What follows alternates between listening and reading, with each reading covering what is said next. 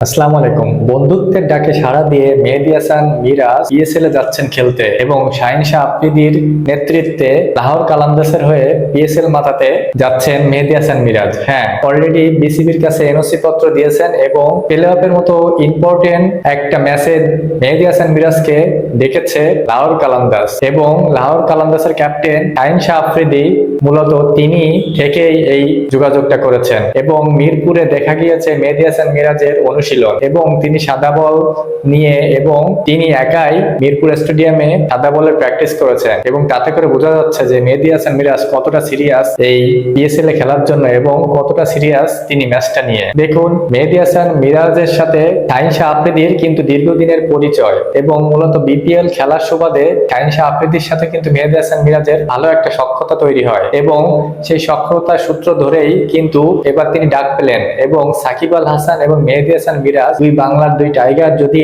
ম্যাচে নামে, পিএসএল এর কোয়ালিফাই ম্যাচে যদি দুই বাংলার টাইগার মাঠে নামে তাহলে কি দুর্দান্তই না লাগবে এবং বাংলার দর্শকরা তো এই মুহূর্তটা দেখার জন্যই অপেক্ষায় ছিল। মেহেদী হাসান মিরাজের সাথে কিন্তু লাহোর কালান্দার্স তারা কিন্তু অলরেডি চুক্তি করে ফেলেছে এবং তার খেলার সম্ভাবনা প্রবল, কারণ সিকান্দার রাজা তিনি কিন্তু তার ইংল্যান্ডের সাথে একটা টেস্ট খেলার জন্য তিনি কিন্তু পিএসএল ছেড়ে তার দলের সাথে যুক্ত হবেন এবং এই জায়গাটা পূরণ করার জন্য মেহেদী হাসান মিরাজকে কিন্তু তলব করেছে পিএসএল। এই জন্য তার খেলার সম্ভাবনা সব থেকে বেশি বলে মনে হচ্ছে, কারণ সেখানে একটা অলরাউন্ডার দরকার। মেহেদী হাসান মিরাজ কিন্তু এই অলরাউন্ডার খাতটা পূরণ করতে পারেন, সেটাই আমরা দেখবো, সেটাই দেখার ইচ্ছা, দেখার আশায় আছি। এবং আপনি কি মনে করেন মেহেদী হাসান মিরাজ এবং সাকিব আল হাসান লাহোর কালান্দার্সের জার্সিতে কোয়ালিফাই ম্যাচে মাঠে নামছে? অবশ্যই জানাবেন এবং ভালো লাগলে লাইক, কমেন্ট, ফলো, সাবস্ক্রাইব করে পাশে থাকবেন। ধন্যবাদ।